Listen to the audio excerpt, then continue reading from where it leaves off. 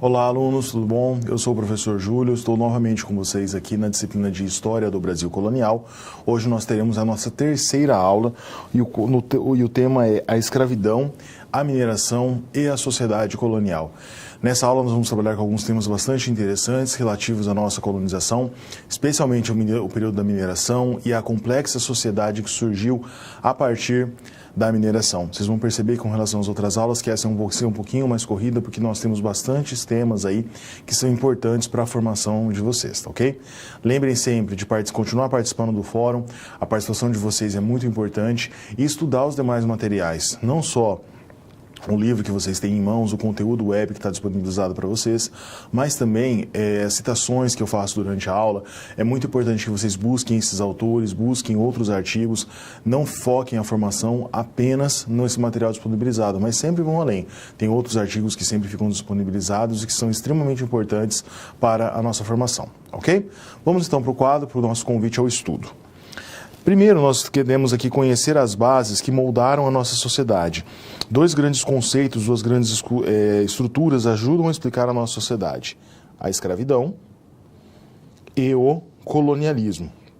Pensando não rigorosamente nas datas, mas para a gente ter uma noção, tanto a escravidão quanto o colonialismo estão presentes no Brasil desde lá do início efetivo da colonização, por volta de 1530, e até a independência.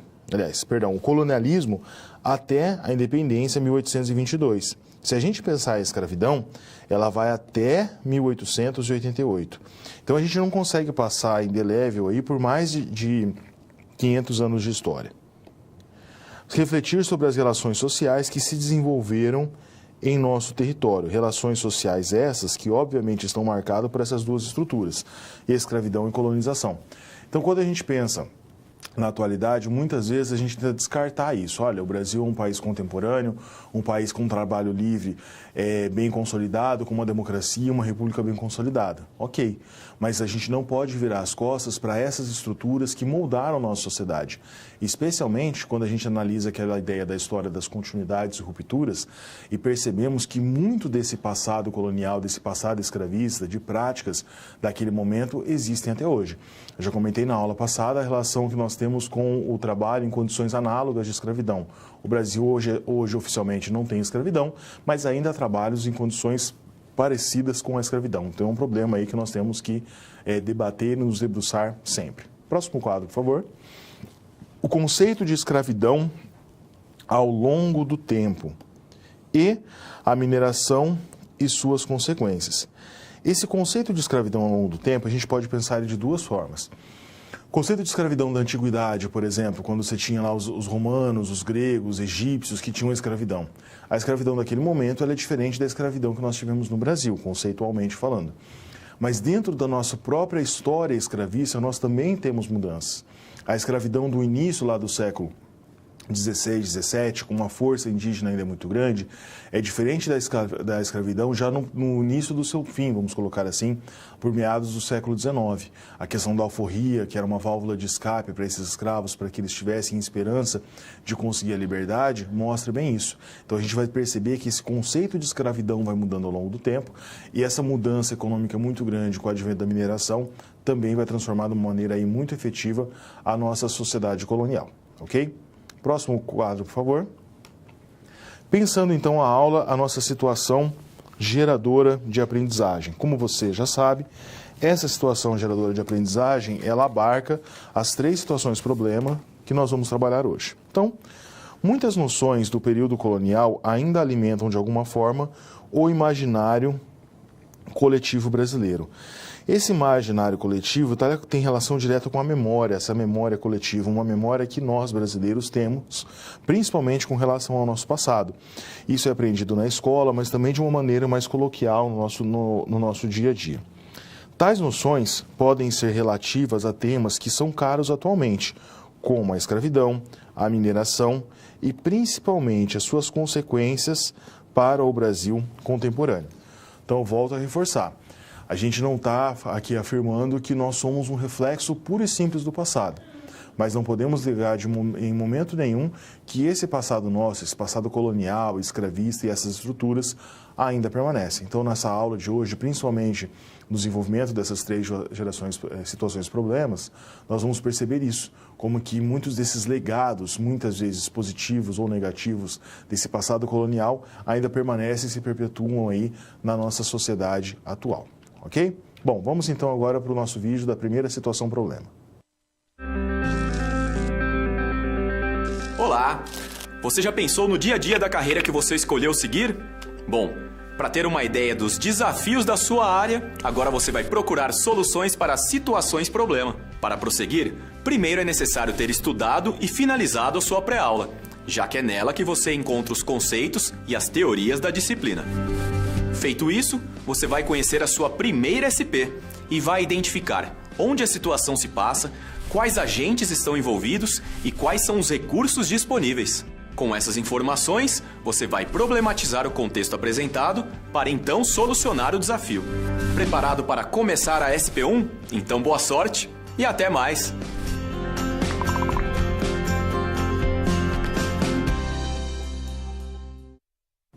Vamos então para a nossa primeira situação problema. Imagine que você resolveu trabalhar junto aos seus alunos o seguinte tema: por que é importante para o desenvolvimento de nosso país debater políticas de ações afirmativas, como as cotas, por exemplo? As políticas de ações afirmativas dentro de um contexto histórico. Então, tudo que a gente vai trabalhar a partir de agora é para tentar justificar essa política das cotas, essa política de ação afirmativa. A cota é uma das políticas de ações afirmativas, mas existem outras que a gente vai comentar aí durante essa aula, durante a resolução dessa nossa situação problema, ok? Vamos então ao próximo quadro. Problematizando então. O colonialismo pode ser compreendido como a prática de dominação empreendida por reinos europeus aos povos nativos da América. Quando a gente fala de colonialismo, logicamente a gente pensa na nossa situação.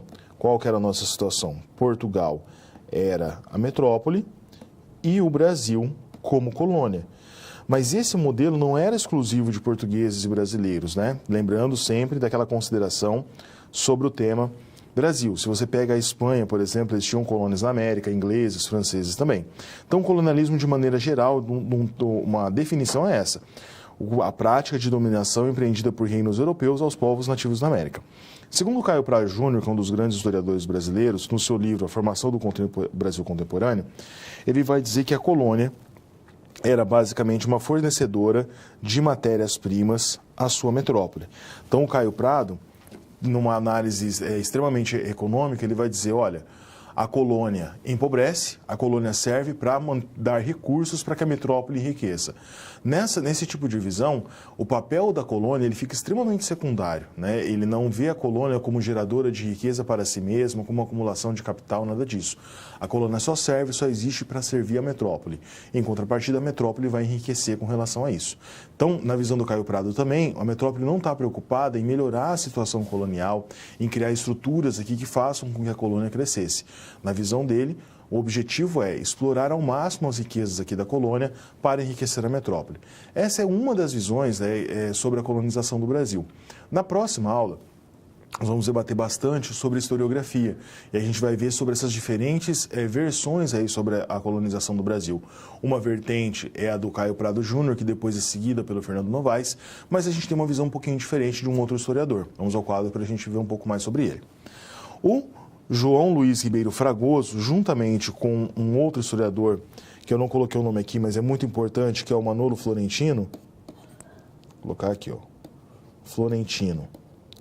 Eles afirmam o seguinte, que havia uma acumulação e hierarquia na Praça Mercantil do Rio de Janeiro, 1790 a 1830. E a tese central desse livro é essa palavra aqui, ó, acumulação. O Fragoso e o Florentino vão dizer o seguinte, que havia uma relativa autonomia da economia colonial em seu processo de reprodução frente à metrópole. O Fragoso e o Florentino vão dizer o seguinte, olha, apesar da colônia existir em função da metrópole, que a colônia existe para enriquecer a metrópole, há sim um desenvolvimento dessa colônia. Esse controle metropolitano ele não consegue ser tão rígido, tão presente, né? Pensando naquele momento nas dificuldades de comunicação e transporte que existiam no século XVI, no século XVII. Então eles vão afirmar o seguinte, olha, havia acumulação de capital dentro da colônia. O que é isso?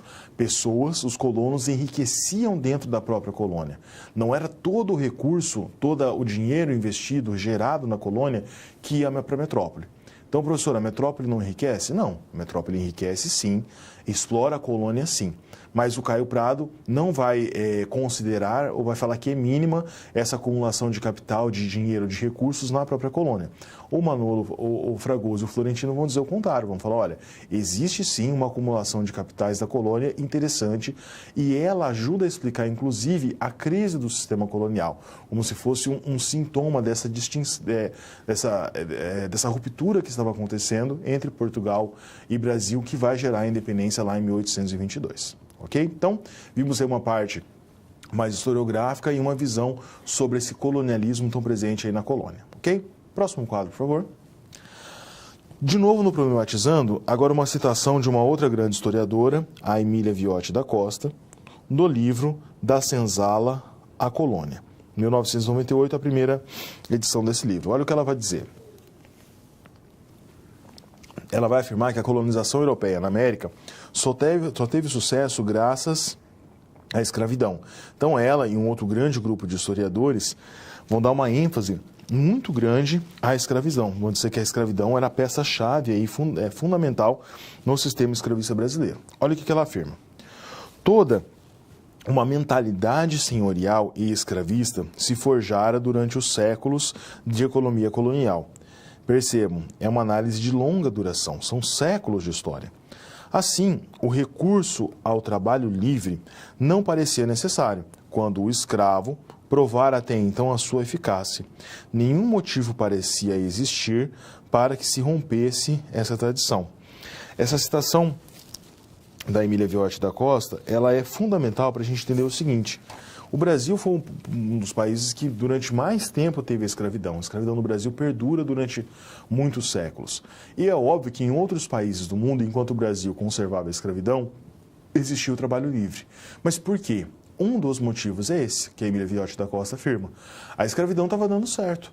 O braço escravo sustentava economicamente a colônia. Então, para que mudar? Para que mudar um sistema que está garantido, um time que está ganhando? Essa era a ideia. E essa tradição escravista, ela fica muito permanente no Brasil até os dias de hoje. Quer ver um exemplo? Num trabalho livre, num trabalho assalariado, a prática de greve ela é relativamente cotidiana. Em países que têm essa tradição de trabalho livre, você pega lá a Inglaterra, a França, em certo ponto as colônias do norte nos Estados Unidos, essa negociação mais presente do funcionário exigindo seus direitos com o patrão, ela é mais presente, ela é mais cotidiana, ela não é tão mal vista, tão encarada. No Brasil, via de regra, você pode perceber em conversas cotidianas, quando fala de greve, quando fala que você é um grevista, que você é um sindicalista, muitas vezes esses termos são levados para um lado mais pejorativo.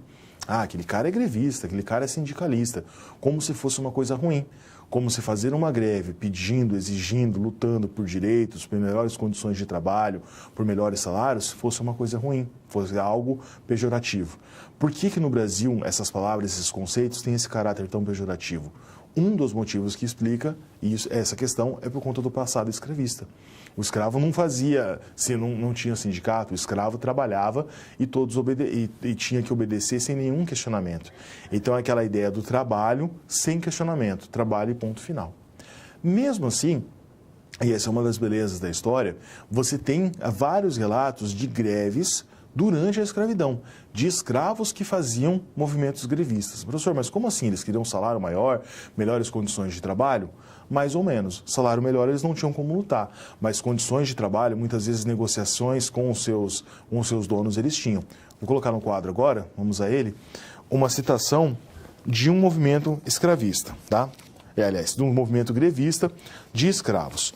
Isso daqui que eu vou ler para vocês está citado no livro do João José Reis e do Eduardo Silva, Negociação e Conflito, a Resistência Negra no Brasil Escravista. Então, é uma transcrição de uma carta de um escravo que estava reivindicando, no caso, nessa greve, para com o seu senhor. Olha o que ele fala. Meu senhor, nós queremos paz e não queremos guerra. Então, primeira coisa, já é um movimento pacífico. Se o meu senhor também quiser a nossa paz, há de ser nessa conformidade, se quiser estar pelo que nós quisemos a saber. Então, ele vai dar os termos dele, a conformidade dele para voltar ao trabalho. Daí ele começa. Em cada semana, nos há de dar os dias de sexta-feira e sábado para trabalharmos para nós. Então, ou seja, para esse escravo poder fazer a sua própria roça, poder arrumar a sua casa, fazer as coisas cotidianas dele. Pausa. Olha que engraçado. Hoje em dia, no trabalho cotidiano de cada um de nós, é comum as pessoas terem um domingo de descanso e sábado meio período. Então, lá eles ainda tinham a possibilidade de lutar por 2 dias de folga na semana. Não tirando um desses dias por causa de dia santo. Então, não vai perder esse dia se tiver, por exemplo, um dia de um santo, um feriado, assim por diante. A estar por todos os artigos acima e conceder-nos estar sempre de posse da ferramenta, estamos prontos para servirmos como dantes. Então, ou seja, por que essa questão da ferramenta? Eles vão trabalhar 2 dias para eles, mas eles querem ter acesso às ferramentas, a uma enxada, a um arado, muitas vezes até um animal, para conseguir também fazer a roça deles. Porque não queremos seguir os maus costumes dos mais engenhos. Então, olha que interessante, um escravo ali, se fazendo valer do que ele podia na época, escrevendo, né? Muito provavelmente não fosse alfabetizado, alguém escreveu para ele, enfim, isso não importa. Mas negociando com o seu senhor os termos para que eles voltassem a trabalhar. Via de regra isso acontecia, todo engenho tinha um movimento grevista? É óbvio que não, isso daqui é mais uma exceção do que uma regra. Mas é interessante para a gente perceber aquilo que eu venho comentando nas últimas aulas. A sociedade colonial é uma sociedade muito complexa. Você tem algumas regras gerais, alguns panoramas, mas isso não significa que não havia exceções. Não havia, por exemplo, escravos que faziam greves e negociavam aí com os seus senhores de engenhos as condições. E percebam, aqui está recortado o trecho. No livro, no texto maior, ele fala da alimentação, que ele queria que melhorasse um pouquinho, ele fala da questão dos castigos para serem mais brandos. Então, não são termos assim tão complexos. Fizeram uma negociação e puderam aceitar esse tipo de coisa. Então, percebam, essas tradições, esse contexto escravista, esse contexto colonial, ele é muito forte, ele temporalmente durou muito no Brasil e é óbvio de se supor que que essas práticas, ou pelo menos essa cultura, esse imaginário, ele não se extinguiu do dia para a noite. Ok? Próximo quadro, por favor. Continuando aqui com uma outra citação, agora do Rafael de Bivar Marques, no livro A Dinâmica da Escravidão no Brasil, Resistência, Tráfico Negreiro e Alforrias. Também falando dessa movimentação. Olha só o que ele vai nos dizer. Um dos episódios de resistência escrava mais notáveis da história da escravidão no Novo Mundo, na América, era esse que ele está citando. Na verdade, ele está fazendo uma referência ao Quilombo dos Palmares, tá?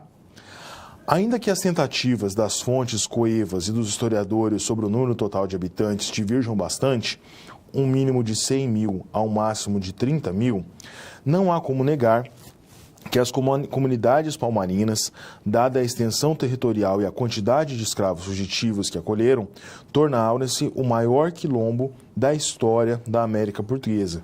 Esse quilombo existindo aí do século XVII, também não há uma estimativa precisa da duração dele, mas aproximadamente 100 anos. Então, o Quilombo dos Palmares é o grande expoente desse movimento quilombola. Mas, novamente, ele não foi o único. Você tem vários relatos de vários quilombos em várias localidades aí do Brasil, o que mostra o descontentamento e a resistência que esses escravos tinham com relação à sua condição. Eles nunca aceitaram passivamente a sua condição de escravo, tentavam a todo momento lutar. Qual é o problema? O controle colonial extremamente rígido. Na disciplina de História do Brasil Imperial, nós vamos trabalhar de uma maneira bastante assertiva com relação a isso. Todos os movimentos no Brasil de caráter popular, levantes que queriam uma modificação, seja no sistema econômico, na política, no trabalho, todos são violentamente reprimidos pelo governo português, desde a era colonial e também no período imperial.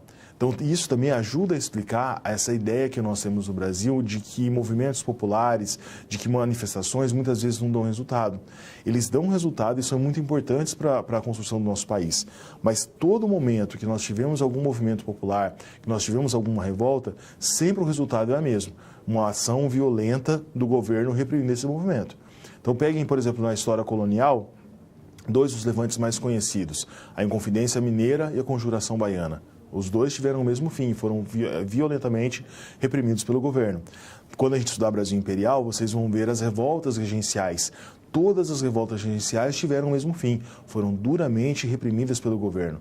Então virou quase que uma tradição aí da administração, tanto colonial quanto imperial, essa dura repressão a esses movimentos. Isso também ajuda a explicar esse caráter que nós temos de movimentações populares até hoje no Brasil. Ok? Próximo quadro.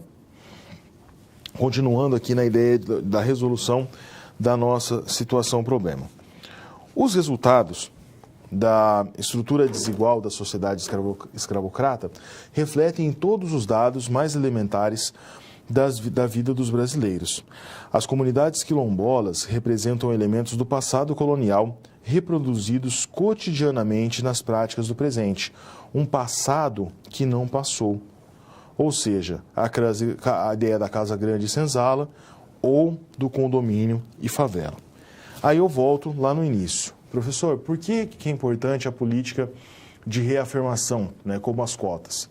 A gente não pode voltar no tempo. Seria muito interessante se a gente, por exemplo, lá em 1888, quando acabou a escravidão, a gente pudesse criar um plano para que esses ex-escravos tivessem uma condição de concorrer de pé de igualdade no mercado de trabalho, por exemplo, com aquelas pessoas que eram livres, que eram brancas, que tinham acesso à educação. Isso não foi feito. E não dá para fingir que não aconteceu. Você tem um contingente muito grande da população que passou mais de um século sem acesso à educação, sem acesso ao saneamento básico, sem acesso à saúde. Quando hoje você vê pessoas conversando sobre esse tipo de assunto, dizendo, olha, mas hoje em dia uma criança negra tem o mesmo acesso à educação do que uma criança branca. Em termos, né, na legislação, por exemplo, isso é verdade. Mas se você analisa o histórico de vida daquela pessoa e das famílias nos últimos 40, 50, 60 anos, você percebe uma continuidade de uma situação de pobreza, numa situação extremamente complicada desse aspecto social. Essa família, ela passou, vamos imaginar os descendentes dos ex-escravos, desde o fim da escravidão até hoje, condições bastante complexas. Se você pensa temporalmente, e vamos falar aí agora do nosso campo da história, a escravidão termina em 1888, para o início do século XXI, nós não temos aí um recorte temporal tão grande, não faz nem 200 anos que a escravidão acabou. Então é óbvio que tem um problema a ser resolvido. Como nós não podemos voltar ao passado e refazer esse tipo de política, as cotas visam uma compensação, fazer com que as pessoas, os descendentes dos ex-escravos que sofreram durante quase 400 anos no Brasil, uma condição de trabalho extremamente degradante, possam agora ter um acesso à educação, um acesso a concursos públicos para que a sua condição de vida melhore, para que a sua condição social melhore. A ideia é que essa cota não dure para sempre, que essa cota possa, de uma maneira aí, ao médio prazo, equiparar esse problema social, esse erro social, para que daí sim a gente tenha condições iguais. Muito se fala, ainda mais atualmente, sobre a tal da meritocracia. Você pode ter meritocracia, você pode ter uma disputa no mercado de trabalho, por exemplo, de duas pessoas que tiveram condições iguais.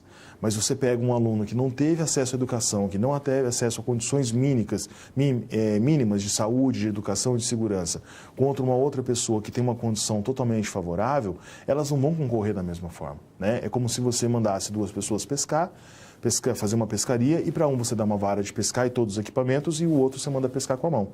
A diferença é muito grande. Então as cotas têm esse sentido, né? Não são permanentes, mas é para fazer uma reparação social para algo que a gente não pode negar que aconteceu. Ok? Assim nós encerramos a nossa primeira situação-problema. Vamos ao vídeo agora da nossa segunda situação-problema.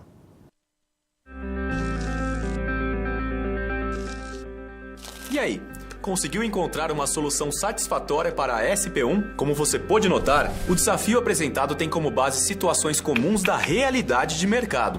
Eles são elaborados a partir de informações de empresas, experiência dos professores e acontecimentos do cotidiano. Isso significa que antes mesmo de você se formar, além de todo o conhecimento teórico, você já está em contato com a realidade do seu futuro profissional. Ah, e caso surja alguma dúvida, acesse o fórum e envie a sua pergunta, ok? Confere agora a SP2.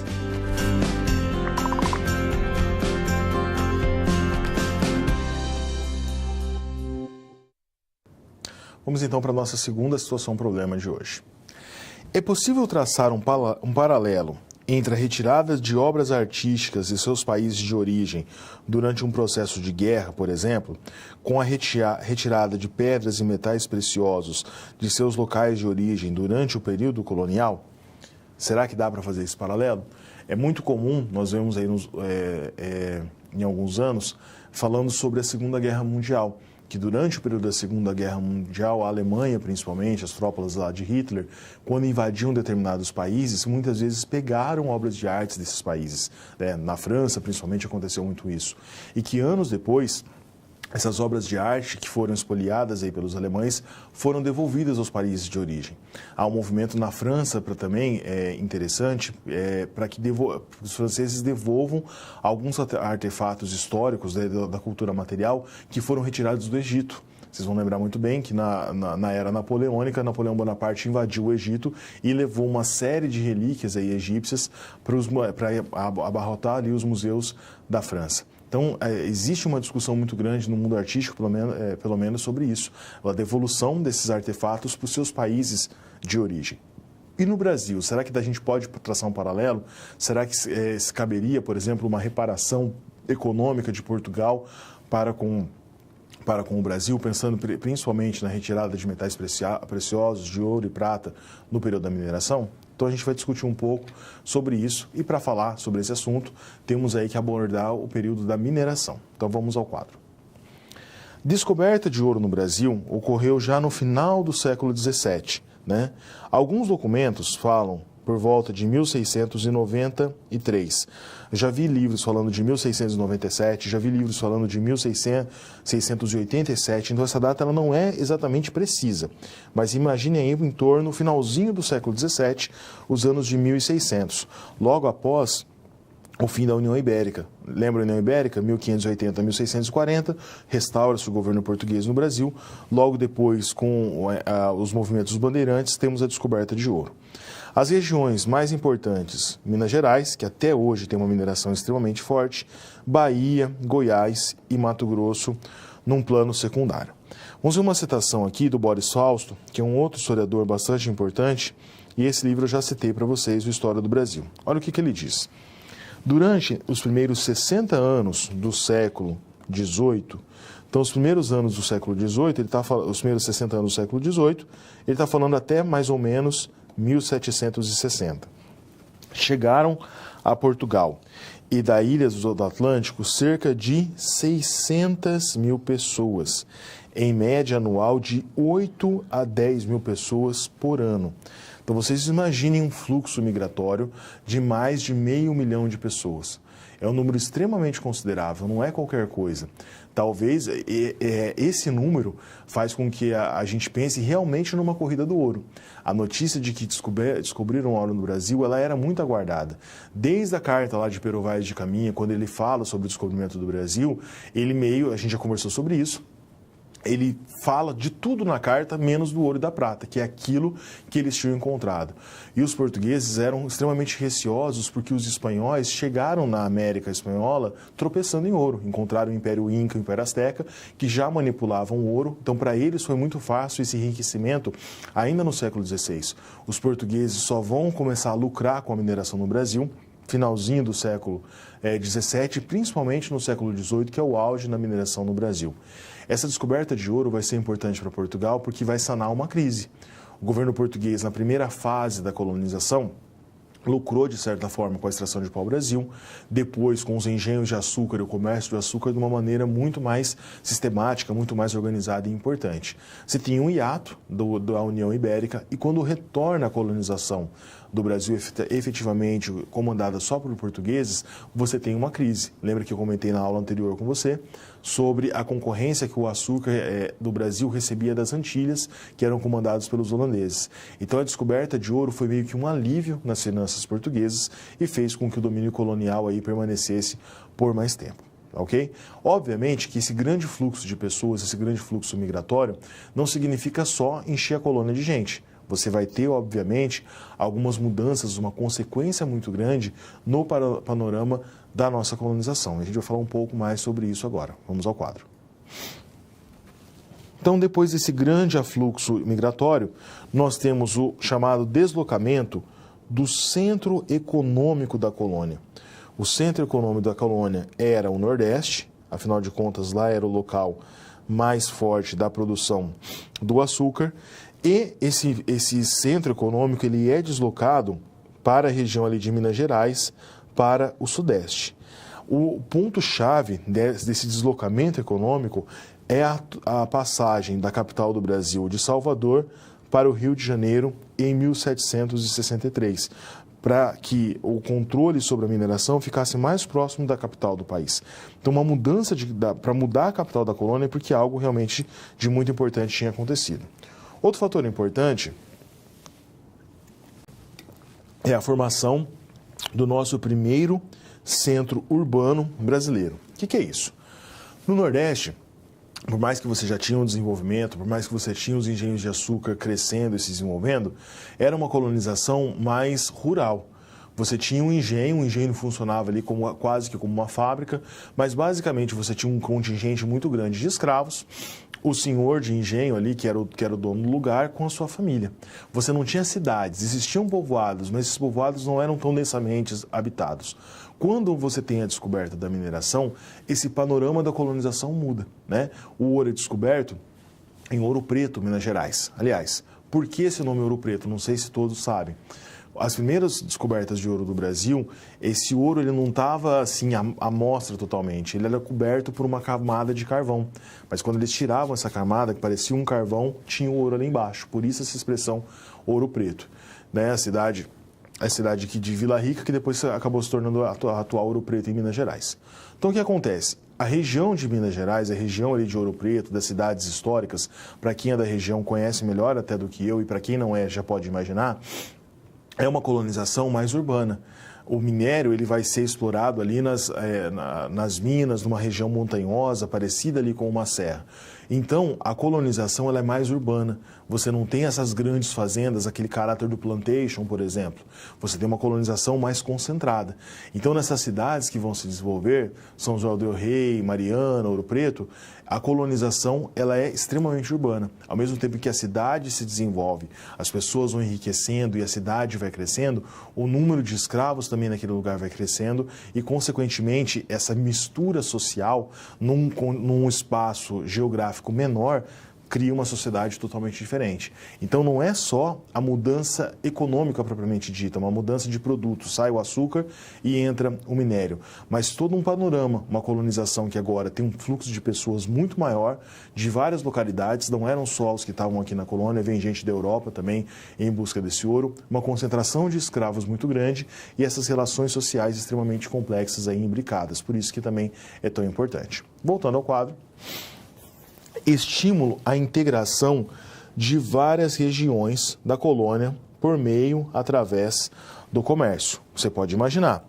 você tinha muitas vezes em Minas Gerais o problema de falta de abastecimento dos chamados víveres. O que é isso? Os alimentos normais que todos nós consumimos. Então, você tinha um fluxo migratório vindo da Europa, de várias regiões, se concentrando em Minas Gerais. Você tinha um fluxo de escravos, muitos escravos acabam saindo do Nordeste e são vendidos para a região das Minas.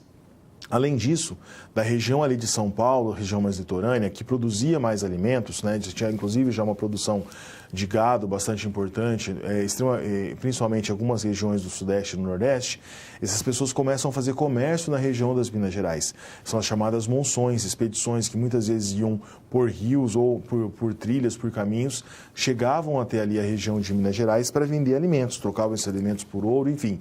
Você tem uma integração da colônia muito maior entre o Nordeste, Minas Gerais e a região Sudeste mais próxima do litoral, Rio de Janeiro, a capital, o principal porto para escoar essa produção mineradora. Então, muda-se realmente o caráter da colonização, um caráter muito mais efetivo, que interligava muito melhor aí as diversas regiões da colônia. E o dinheiro também fazia muita coisa mudar, ok? Próximo quadro. Tratado de Methuen. Esse tratado é extremamente importante, na verdade ele é uma fonte histórica para a gente entender um panorama um pouco mais complexo que existia ali. Por quê? O tratado, oficialmente, ele é de 1703. 1703, início da mineração. O tratado, ele também era conhecido como tratado, vou colocar aqui em cima, ó, dos panos, tá? Vou colocar aqui, ó, panos e vinhos. Por quê? Era um tratado de comércio entre a Inglaterra e Portugal. A Inglaterra, já no século XVIII, industrializada, e Portugal, um país extremamente agrário, dependente totalmente da colônia.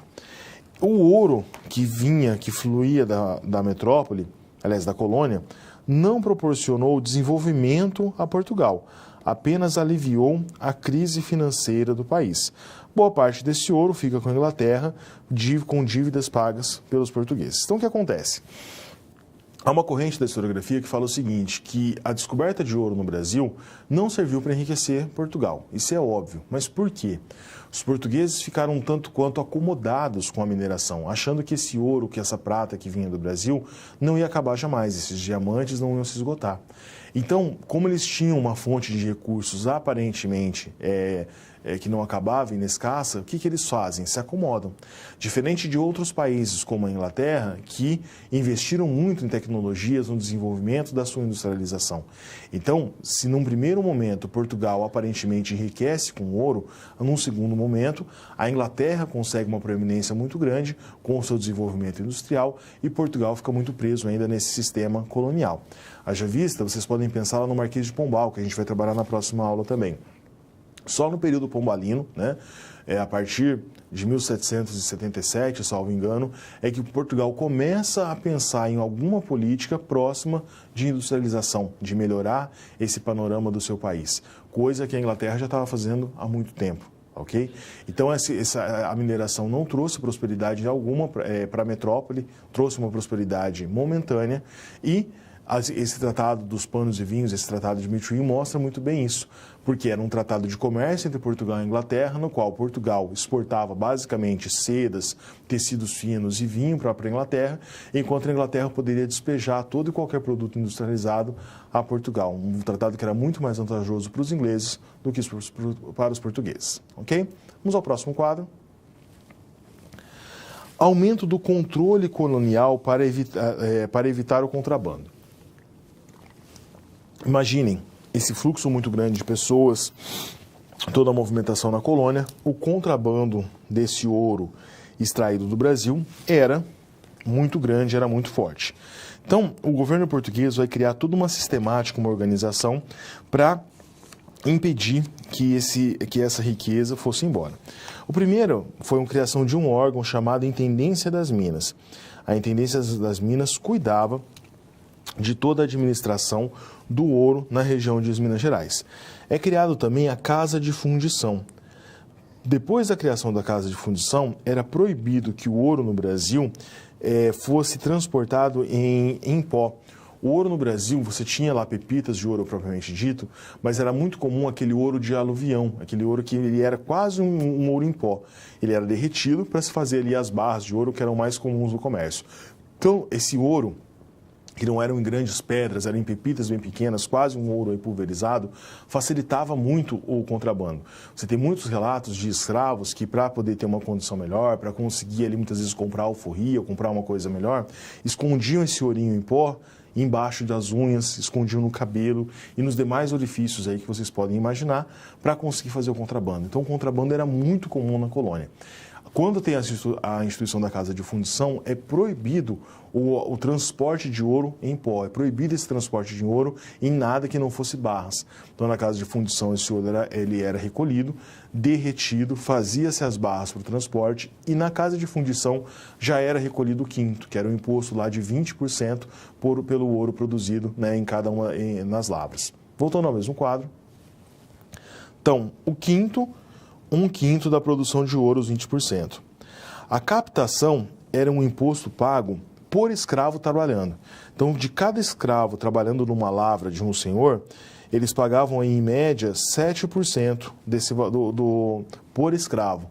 Então, você imagina, se você tivesse lá uma determinada produção e tivesse 5 escravos, você pagava 20% sobre o quinto, mais 35%, 7 vezes 5, 35, sobre cada um dos escravos.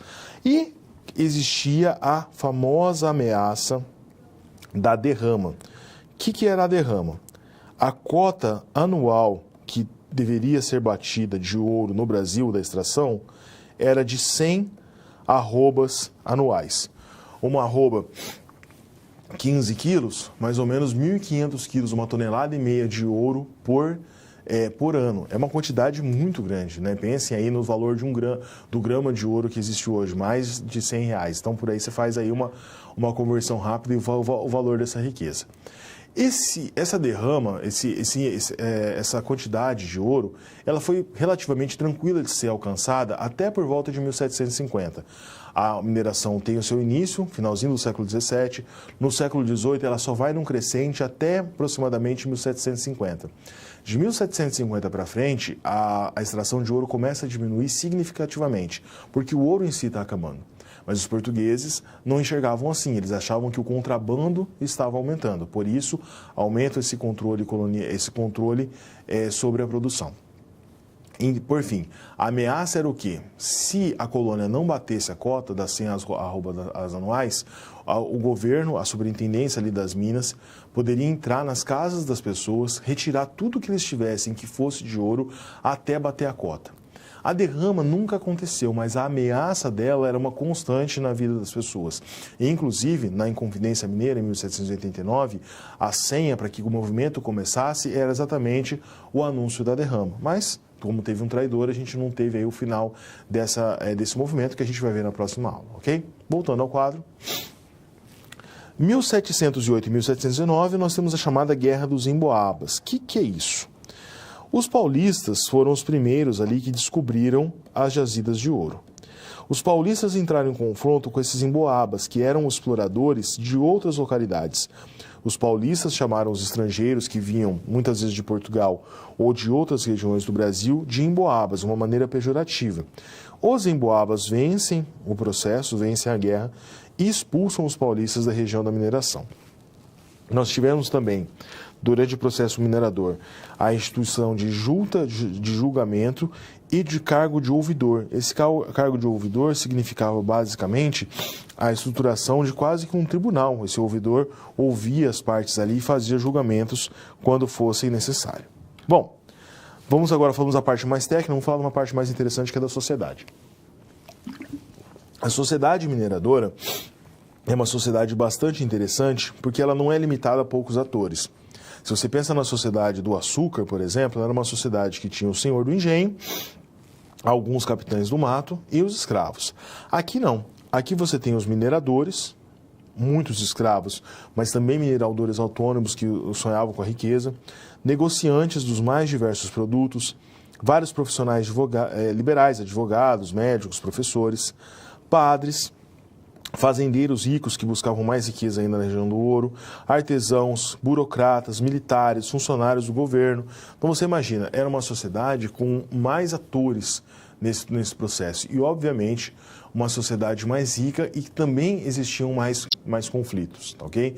Então pensem nisso, muita gente, condições sociais extremamente diferentes, vivendo numa cidade, mesmo para a época, geograficamente relativamente pequena, né? Quem conhece Ouro Preto sabe a cidade ali, pelo menos o centro histórico não é tão grande. Então é óbvio que você vai ter conflitos aí dos mais diversos. Voltando ao mesmo quadro.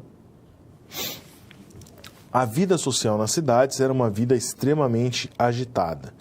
E um exemplo dessa agitação aí da vida social, que eu posso colocar para vocês, é as chamadas irmandades religiosas. Essas irmandades foram um incentivo gigantesco à arte barroca. O que eram essas irmandades? Quem conhece as cidades históricas aí de Minas Gerais, eu particularmente conheço Ouro Preto, uma cidade fantástica, faço votos aí que você possa visitar a cidade em algum dia, você percebe algo que não é tão comum em outras cidades do Brasil. Há uma quantidade muito grande de igrejas, né? Eu não sei o número ao certo, faz tempo que eu visitei lá, mas se eu não me engano, eram mais de 40 igrejas diferentes. Por que esse número tão grande de igrejas? Por conta dessas irmandades. Essas irmandades religiosas se reuniam dentro da Igreja Católica, obviamente, e elas eram irmandades de devoção, de adoração a um santo qualquer da Igreja Católica, aos várias divindades, aos vários santos da Igreja Católica. E havia meio que uma rivalidade entre essas irmandades. Uma determinada irmandade devota de um santo ou de uma santa construiu uma igreja, a outra irmandade queria fazer uma igreja ainda melhor, ainda mais bonita, bem mais adornada. E como nós vivíamos a época do Barroco, grandes mestres aí, pintores, escultores, os mais famosos, o mestre Taíde e o Aleijadinho, foram incentivados, né? Tiveram aí quase que um mecenato, né? Guardadas as devidas proporções, na região de Minas nessa época. Eles tinham bastante trabalho para poder aí adornar e enfeitar todas essas igrejas. Então essas irmandades, elas concorriam aí para ver qual que fazia a igreja mais bonita, a igreja mais adornada, com mais ouros, quem conseguia contratar o Aleijadinho, quem conseguia contratar o mestre Taíde para poder fazer as suas obras. E olha como é que é interessante esse extrato social. Você tinha, além das irmandades propriamente ditas, essas irmandades refletiam uma diferenciação social. Existiam irmandades de brancos e irmandades de negros, de escravos e ex-escravos que também faziam seu culto em separado, muitas vezes porque eram proibidos de frequentar a igreja dos brancos. Como que eles faziam, muitas vezes, porque não tinham um salário para adornar essa igreja? Havia contrabandos, né? Existe, agora eu não vou lembrar o nome da igreja, mas em Minas Gerais, uma mina que tinha um túnel secreto que chegava embaixo de uma igreja de uma irmandade de negros. Muitas vezes eles, escondendo o ouro da maneira como eu já coloquei para você, conseguiam levar esse ouro na igreja para fazer os adornos, tá? Então, o papel dessas irmandades religiosas é muito importante, porque mostra, primeiro, explica essa grande quantidade de igrejas, esse incentivo à arte barroca tão forte na região de Minas Gerais, e você consegue perceber pelos adornos das igrejas, e eu vou mostrar daqui a pouquinho isso para você, a diferença de uma igreja que tinha mais recurso financeiro para fazer a arte daquela que tinha menos recurso. Mas as duas têm o seu valor histórico e as duas são belíssimas da mesma forma, ok? Próximo quadro. Agora uma citação para a gente ter uma ideia melhor aí da importância dessas irmandades religiosas. Eram essas irmandades que promoviam as celebrações no interior e fora da igreja. Então, as celebrações mais diversas. As procissões, as festas, quermesses e assim por diante. Cuidavam da manutenção dos templos e custeavam a compra de peças e as magníficas pinturas feitas nas igrejas. Desta forma, foram elas as grandes difusoras da fé católica na região daquele período. Então, elas têm uma importância tanto histórica, como também religiosa, propriamente dita. Continuando, na mesma citação da Juliana Lemos Lacetti, Os Rituais de Morte nas Irmandades de Escravos e Libertos, para Caio César Boschi, a história das confrarias, arquiconfrarias, irmandades e ordens terceiras se confunde com a própria história social de Minas Gerais dos anos de 700 do século XVIII. Então, é aquela ideia muito cara para nós que somos historiadores, né? Você aí, futuro professor de história, futuro historiador. Muitas vezes você não precisa analisar todos os aspectos de uma sociedade, mas com acesso a uma fonte, como no caso aqui essa questão das irmandades religiosas, das confrarias e das próprias igrejas em si, você consegue entender de uma maneira bem interessante e mais complexa como que funcionava a sociedade daquele período. Ok? Bom, já falei bastante aí das igrejas, vocês devem estar curiosos. Eu vou mostrar 2 imagens apenas, mas faço votos para que vocês depois aí busquem outras imagens ou viajem lá para Ouro Preto para ver as igrejas.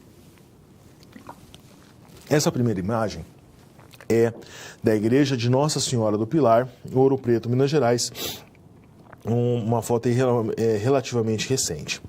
Percebam o seguinte, a arte barroca, ela é marcadamente a arte do exagero. Ele é bonito, mas assim, você não consegue nem focar o seu olhar em nada. Então percebam, desde o teto tem vários adornos. Olha só a largura da moldura que nós temos aqui da junção da parede com o teto. Em todos os lugares você não consegue ver nenhum pedacinho de parede em branco. Tudo pintado, desenhado, ornamentado. Detalhe para o altar. Tudo isso que vocês estão vendo aqui, todas essas voltinhas, idas e vindas, tudo isso daqui é folheado a ouro. Tanto no altar principal, que é esse daqui, como nos altares secundários. Tudo isso, gente, é ouro. As esculturas geralmente eram feitas, alguns adornos em madeira, outros às vezes em pedra-sabão, dependendo do caso, mas sempre folheado a ouro. Então, se imagina a quantidade de ouro, a riqueza, não só a riqueza financeira, mas arquitetônica e histórica de uma igreja como essa. Essa, uma igreja de uma Irmandade de Brancos. Agora eu vou colocar outra foto. A igreja da Nossa Senhora dos Rosários dos Pretos. Percebam a diferença. A arte barroca também está presente aqui. Você vê, olha, a moldura extremamente larga, colunas que são bem enfeitadas. Você tem um altar principal mais caprichado e altares secundários que não tem muitas vezes tantos detalhes. Mas percebam, vou voltar lá à imagem da igreja da Irmandade dos Brancos. Tem uma grande diferença em qual igreja é mais adornada do que a outra. Essa diferença mostra um pouco da riqueza da sociedade daquele momento. Então, percebam, isso eu acho muito interessante. Não é porque as Irmandades de Negros e Libertos não tinham um recurso financeiro da Irmandade dos Brancos que eles deixavam de fazer os objetos de arte. Muito pelo contrário, eles se esforçavam, faziam parte daquele movimento.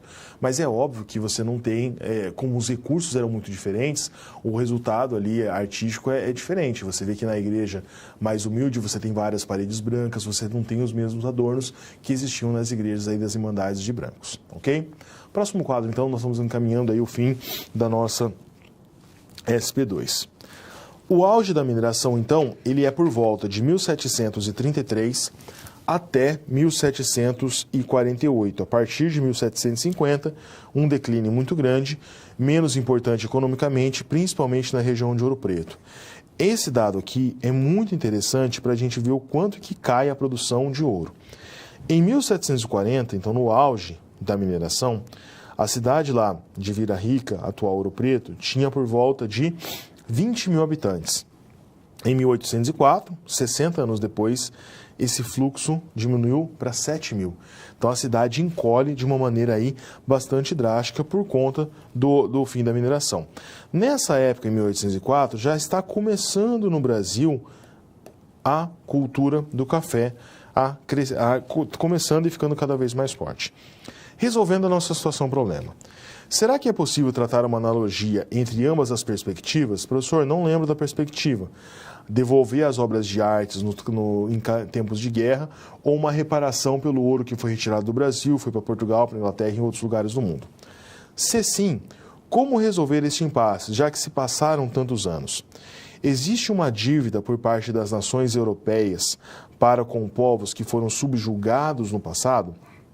Ou não, já que no contexto histórico da época, práticas como a dominação e exploração, por exemplo, são preceitos tidos como normais e, portanto, devem ser compreendidos à luz do seu tempo? Isso daqui, eu vou fechar a situação-problema sem fechar, porque, na verdade, eu quero provocar em você uma reflexão. É óbvio que não dá para voltar no tempo. É óbvio que não dá para fazer Portugal, Inglaterra, ou quem quer que seja que tenha ficado com ouro retirado do Brasil, devolver esse ouro. E no contexto histórico da época, pensando no mercantilismo, no início lá do capitalismo, o objetivo das nações era esse, enriquecer a todo custo. Mas o que eu quero de você é que você tenha uma visão crítica sobre isso. Eu sempre falo com os meus alunos, quando nós estamos trabalhando, por exemplo, com o imperialismo, a conquista das nações europeias da África. O colonialismo também tem essa versão. Quando você olha uma grande nação europeia, Inglaterra, França, Bélgica, Holanda, e vê essas nações com admiração, nossa, olha como as instituições lá funcionam, como elas são ricas, como elas são poderosas, como a democracia é bonita, dá essa impressão que essas características, principalmente o aspecto financeiro, é inerente a essas nações. Elas nasceram assim. E a gente não pode ter essa visão de maneira nenhuma. Essas nações prosperaram e enriqueceram tanto porque durante séculos, elas exploraram outros países, né? E muitas vezes, no caso de Portugal, nem com tanta exploração eles conseguiram um desenvolvimento sustentável, um enriquecimento propriamente dito. Então, olha, então os portugueses de hoje em dia têm que pagar pelos erros dos portugueses do passado? Não, a história passa. Mas a gente tem que analisar esse contexto histórico. É óbvio, admirar as grandes nações do mundo, mas saber que elas são ricas, poderosas, desenvolvidas, grande parte por conta desse passado, que não é tão bonito assim, de exploração. Tanto no nosso caso aqui, americanos com relação a portugueses, espanhóis principalmente, africanos já no século XIX sofrendo também grande exploração dos europeus. Então tenham essa contextualização, ok? Então assim nós fechamos a nossa SP2, vamos para o vídeo para a nossa terceira situação problema. Bom, 2 SPs já foram finalizadas. Como você acha que está se saindo? Lembre-se de que para se dar bem é importante seguir as etapas, já que elas facilitam os seus estudos. Vamos revê-las? Primeiro é necessário estudar a pré-aula para conhecer a teoria e os conceitos da disciplina. Em seguida, leia a SP com atenção para conhecer e interpretar a situação exposta. Feito isso, você deve levantar hipóteses sobre a situação-problema, considerando os recursos disponíveis. E por fim, você deve aplicar os conceitos estudados com foco em resolver a problematização. Combinado? Então fique agora com a SP3. Até mais!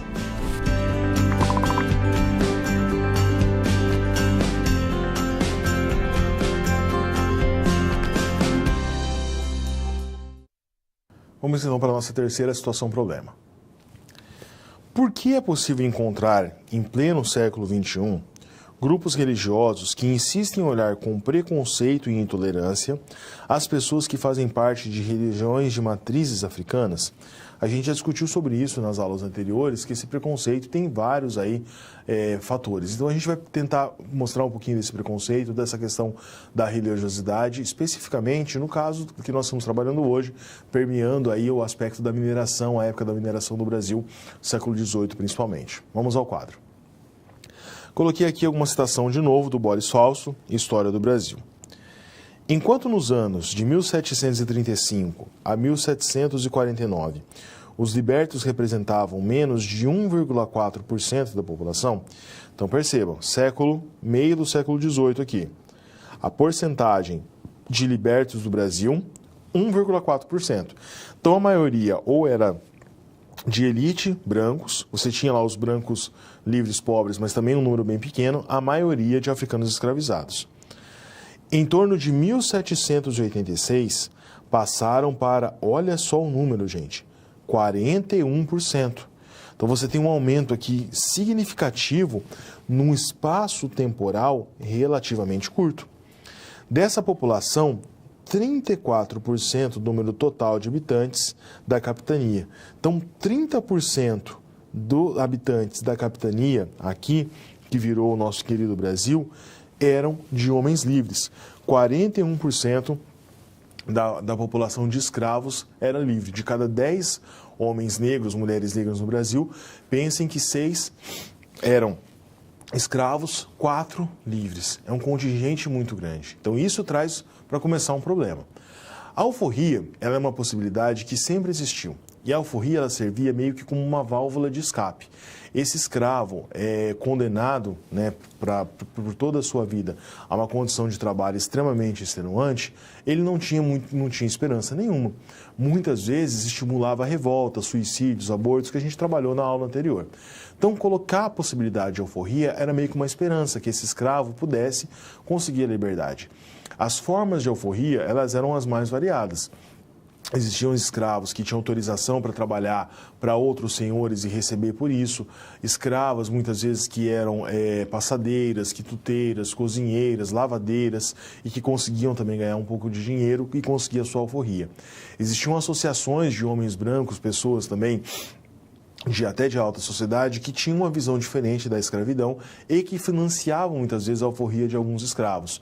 Outros senhores que depois de um trabalho de 20, 30 anos concediam a liberdade aos seus escravos. Então as possibilidades são variadas. E na sociedade mineradora essas possibilidades cresceram ainda mais. Os escravos tinham muito acesso ao ouro, muito embora o contrabando fosse combatido, ele existia. Então os escravos muitas vezes conseguiam ali fazer uma economia, juntar o dinheiro e ter esse retorno à liberdade. E em números estatísticos, esse retorno é muito grande. E esse ex-escravo livre, lógico, que buscava agora arrumar a sua vida, buscava trabalhar, mas, consequentemente, está construindo essa cultura que é a cultura brasileira. E falando em cultura, obviamente, você está falando da religiosidade. Então, essa religião de matrizes africanas começa a ganhar mais força a partir desse momento. Ok? Próximo quadro. De novo, no Problematizando. O espaço urbano e a atividade mineradora transformaram as práticas de escravos e de alforriados. Então, essas duas questões, o fato de estar agora na cidade e o fato de ter mais acesso a dinheiro, principalmente por conta da atividade mineradora. Essas pessoas são agentes mais ativos da história, conquistando a sua alforria. Então, lógico que existiam movimentos de resistência, existiam movimentos de luta contra a escravidão, mas eles são mais fortes, mais perceptíveis nesse momento. Continuando no próximo quadro, coloquei uma citação aqui que também nos ajuda a entender um pouco mais sobre isso. Olha o que ele está falando relativo às alforrias. As libertações concedidas como prêmio para delatores de irregularidades e para os que encontrassem grandes diamantes. Então, olha só, duas outras alternativas que eu nem tinha citado. Um escravo que delatou, por exemplo, um outro escravo que era contrabandista de ouro. De prêmio ele ganhava liberdade. Um escravo que se esforçava bastante e de repente achou um diamante gigantesco. Ele também ganhava liberdade. Inclui-se também as concedidas em testamento pelos bons serviços prestados ao Senhor, por caridade, por afeto e até mesmo por gratidão. Ainda existiam as alforrias patrocinadas por pais, padrinhos, parentes, cônjuges e outros protetores. Então havia várias possibilidades aqui para um escravo, principalmente aí no século XVIII, na região das Minas, conseguir a liberdade. E, consequentemente, o contingente de escravos aumentando cada vez mais. Mas a maioria das manumissões em Minas talvez tenha sido paga pelos próprios escravos. Manumissões é um nome aí importante para conseguir a alforria, dando o valor de uma única vez ou lançando mão de coartação, ou seja, pagamento parcelado de alforria.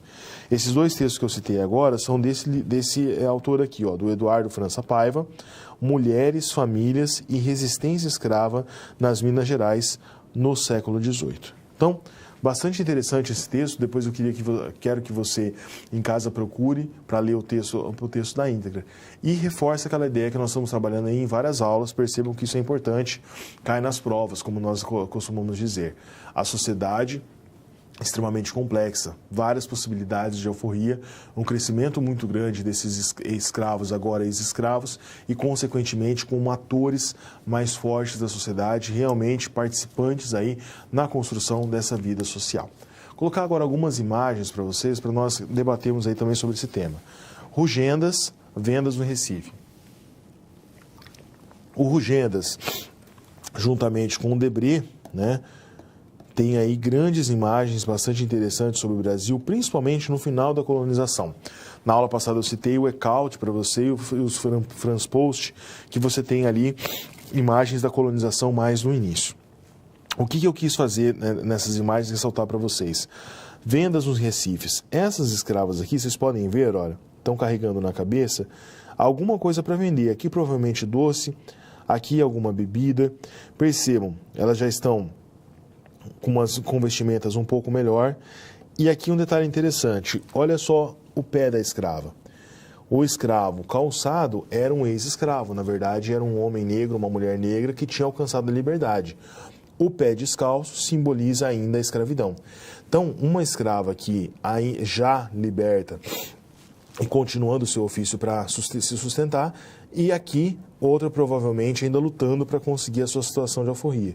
Aqui é a mesma coisa, escrito no português arcaico, a venda no Recife ainda, e mesma coisa, na frente de uma venda, olha, você tem o dono do armazém vendendo aqui vários produtos, e na porta ali você tem homens e mulheres negros vendendo, comercializando, vivendo das maneiras como eles podiam, tentando ali buscar uma condição de vida cada vez melhor. Continuando, uma citação agora do Luciano Figueiredo de Almeida, Mulheres nas Minas Gerais, no texto dentro lá da grande Mari Del Priore, Histórias das Mulheres no Brasil. Olha só o que ele diz. Seu interior, então o interior dessas vendas, desses locais, escondia toda sorte de atividades chamadas de escusas, como o contrabando de pedras de ouro e diamantes furtados por escravos. Sob o seu teto se tramavam fugas de escravos, aquisições de gêneros para o abastecimento dos quilombos, espaços de alegria, de lazer, de batuques, e se dançavam, cantavam e eram ali frequentados e organizados encontros, inclusive sexuais, acertados. Então, se eu leio essa citação e penso num Brasil de hoje, eu acho vários lugares com relação a isso. Lugares, muitas vezes, que você tem uma atividade que é considerada escusa, um barzinho, por exemplo. Só que aqui, o escuso é diferente. Lógico, o contrabando continua sendo contrabando até hoje. Mas esse comércio de um quitute, de alguma coisa, era extremamente normal. Então, com um contingente tão grande de pessoas, um número muito grande de pessoas, ainda mais ali na região das Minas Gerais, é óbvio de se supor que você tinha esse tipo de relação. E percebam, o controle colonial, por mais que queria ser rígido, ele não consegue controlar tudo. Ele não consegue controlar todo o escambo, muitas vezes todo o contrabando, todo o ouro que era descoberto, diamantes, atividades ali sexuais, batuques que muitas vezes eram proibidos, tudo isso ali está escorrendo na mão dos colonizadores e eles não conseguem ter controle. Isso, em certa maneira, ajuda a reforçar a ideia lá do comecinho da aula. Lembra do Fragoso Florentino? Aquela ideia de que a colônia tinha certa autonomia, que ela conseguia, em certa forma, acumular capitais, porque o controle colonial não consegue ser 100% tão rígido assim. Ok? No próximo quadro, religiosidade. É óbvio que a religiosidade também vai ganhar um espaço aí bastante interessante. Predominância do catolicismo como religião em toda a colônia não fez as crenças dos grupos nativos ou aquelas que os africanos traziam ser esquecidas. Lembra que eu comentei daquele movimento muitas vezes de resistência. Eles fingiam que aceitavam a religião católica, mas escondidos ainda praticavam a sua religião original. Sincretismo religioso, uma palavra que está tão na moda, mas que na verdade tem um significado ainda até mais antigo. Outorgado, talvez, num primeiro momento, pela camada dominante, o sincretismo afrocatólico dos escravos foi uma realidade que se fundiu com a preservação dos próprios ritos e mitos das primitivas religiões africanas, nas estruturas sociais que lhes foram impostas. Os negros, através da religião, procuraram nichos em que pudessem desenvolver integralmente suas manifestações religiosas. Lembra do início da nossa situação problema? A questão do preconceito com relação à religiosidade africana, com as religiões de matrizes africanas? Muitas vezes a gente percebe esse preconceito e esse preconceito vem, olha, aquela religião é uma religião errada, é uma religião que não adora os deuses parecidos com os nossos. Mas por quê? Esse preconceito muitas vezes não é especificamente sobre a religião. Talvez se fosse a mesma religião, a mesma roupagem, mas de uma origem diferente, de uma origem italiana, de uma origem irlandesa ou asiática, a visão sobre essa religião seria diferente. Mas como é do africano, que era escravizado, que era subalterno, que até bem pouco tempo atrás era tido como objeto, uma coisa, e agora um homem livre, principalmente nessa transição final da escravidão, início da vida desses escravos como homens livres, esse preconceito ele é ainda mais ressaltado, ainda mais forte. E também pelo lado do escravo significava o quê? Resistência. Olha, eu sou obrigado a ser católico porque todo o sistema aqui é católico e me obrigaram a isso. Então eu vou cumprir os rituais do catolicismo, mas escondido na minha casa, na minha senzala, com os meus pares, eu vou continuar praticando aquela minha religião, porque é uma forma de continuar vivo, de também ter a sua autopreservação, principalmente da sua cultura. Então como que é complexo aí toda essa situação, ok? Próximo quadro. Continuando aí na ideia do sincretismo religioso. Agora numa citação da Laura de Melo Souza, um outro livro fantástico também que vocês devem ler, O Diabo e a Terra de Santa Cruz. Olha só o que ela vai dizer. Arrancados de suas aldeias natais, não puderam recriar no Brasil o ambiente ecológico em que haviam se constituído as suas divindades. Então, essa palavra aqui ela é muito bem escolhida pela Laura de Melo Souza. Os escravos foram literalmente arrancados das suas terras natais, eles não foram convidados a vir para o Brasil. Entretanto, ancorados no sistema mítico originário, recompuseram-se num novo meio, ou seja, mantiveram aquela religiosidade que existia lá atrás no Brasil, né, que eles estavam sobrevivendo, ok? E a nossa última citação da aula de hoje, de um documentário da BBC Brasil, que é bastante interessante. Olha só o que ele diz. O racismo e a discriminação que remontam à escravidão e que destes o Brasil colônia rotulam tais religiões pelo simples fato de serem de origem africana e pelo outro a ação de movimentos neopentecostais que nos últimos anos teriam se valido de mitos e preconceitos para demonizar e insuflar a perseguição a umbandistas e candomblecistas, né? Muitas vezes, Umbanda e Candomblé são classificadas, colocadas lá com o nome genérico de macumba. Esse termo, macumba, muitas vezes coloca com uma maneira extremamente pejorativa essas religiões.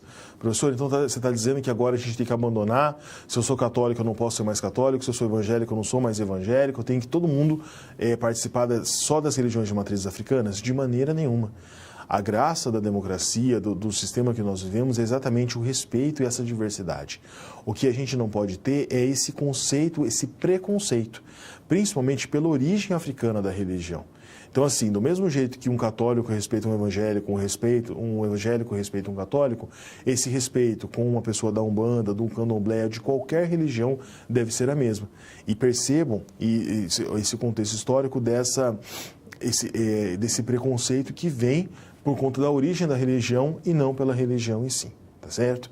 Então, infelizmente, ainda há esse preconceito, mas a gente vai caminhar, tenho certeza, aí nas próximas gerações para melhorar bastante ele, ok? Então, nós vamos agora aí para o Provocando as Novas Situações. Bom, chegamos ao final da nossa aula. E depois de concluir todas as SPs, é hora de você refletir sobre tudo o que aprendeu com os desafios. Vamos lá? Primeiro, ficou claro que o conhecimento vem ao fazer uso do material didático disponível no ambiente virtual do aluno. Isso inclui fazer a pré-aula, assistir aos vídeos, ler os textos e acessar as web-aulas. E depois de compreender os conceitos da disciplina, você aprendeu a aplicar os fundamentos aprendidos em situações similares às da realidade do mercado de trabalho. Tudo isso faz de você um aluno proativo e mais capacitado para exercer a sua profissão, o que te coloca passos à frente na hora de ter sucesso profissional.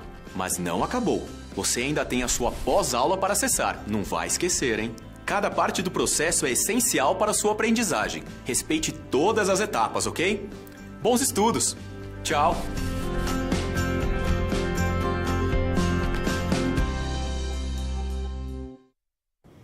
Bom, eu deixei uma questão, então, para provocar essa nova situação, provocar essas novas situações, mas também é um momento para que você tenha alguma dúvida sobre a nossa aula, mande aí a sua dúvida, mande a sua pergunta, o seu comentário, para que a gente possa aí enriquecer ainda mais esse momento. Vamos, então, ao quadro para a nossa questão aí de provocação. Até que ponto nossa formação social, usos, costumes, religiosidade, festividades são historicamente construídas e, portanto, devem ser questionadas? Pense um pouquinho aí, conversem e nós voltamos em alguns instantes.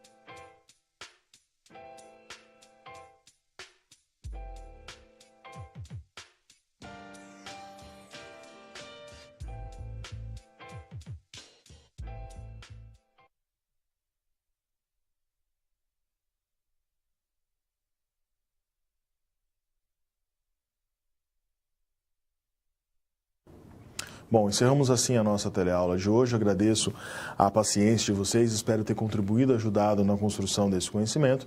Nos vemos aí na quarta aula, que nós vamos falar da crise do sistema colonial, a vinda da família real e as transformações que isso proporcionou no Brasil. Fiquem agora com o vídeo de encerramento dessa nossa teleaula de hoje. No período das grandes navegações, tanto Portugal quanto outros reinos europeus possuíam um grande interesse na comercialização de especiarias e de riquezas oriundas da exploração de minérios. Quando as primeiras pepitas de ouro foram encontradas na região das Minas Gerais, muita coisa mudou na América Portuguesa. Foi nesse contexto que a escravidão de nativos do continente africano passou a ser sistematizada. Com o interesse de transportar os escravos, o tráfico negreiro foi um dos elementos mais lucrativos aos mercadores especializados no transporte de africanos. Na chegada à América Portuguesa, os escravos iniciavam seu trabalho nos engenhos de açúcar, principalmente na capitania de Pernambuco. Mais tarde, no final do século XVII e início do século XVIII, é que a utilização de mão de obra escrava passou a ser bastante utilizada na exploração de metais e pedras preciosas. Com a intensidade do trabalho escravo, muitos grupos se revoltavam e fugiam para regiões inóspitas no interior da mata, que ficaram conhecidas como quilombos. O maior quilombo foi o de Palmares, que teve como uma de suas principais lideranças Zumbi, personagem que representa a resistência à dominação colonialista. Devido à intensificação da exploração do ouro e de diamantes, a capitania de Minas Gerais se transformou em um grande conglomerado de pessoas vindas de diversas partes, todas interessadas nas riquezas das minas. Com isso, atividades ligadas ao comércio de produtos variados passaram a se desenvolver na região, o que possibilitou a ascensão de centros urbanos que até então eram inexistentes. Além das fugas, é interessante perceber que os escravos utilizados nas Minas Gerais também tiveram a oportunidade de conseguir a sua alforria através do seu próprio pecúlio. E com a alforria, muitos ajudavam seus pares a conquistar a liberdade. O agrupamento de grandes contingentes populacionais nas Minas Gerais acabou criando relações sociais até antes inexistentes, seja no campo culinário, linguístico ou religioso. Analisando o campo religioso, é possível perceber o quanto o sincretismo das crenças ainda se faz presente no interior de muitos lares. Outro grande marco na história foi o papel das mulheres nas minas do século XVIII. A dinâmica das vendas das mulheres negras, por exemplo, chamou a atenção das autoridades locais. Esse comércio acabava criando condições para que grupos se organizassem em revoltas contra tributos cobrados pelas autoridades e também possibilitavam a fuga de escravos. Conhecer a história da colônia é a base para compreendermos a nossa identidade enquanto brasileiros. Eu fico por aqui. Bons estudos e até a próxima!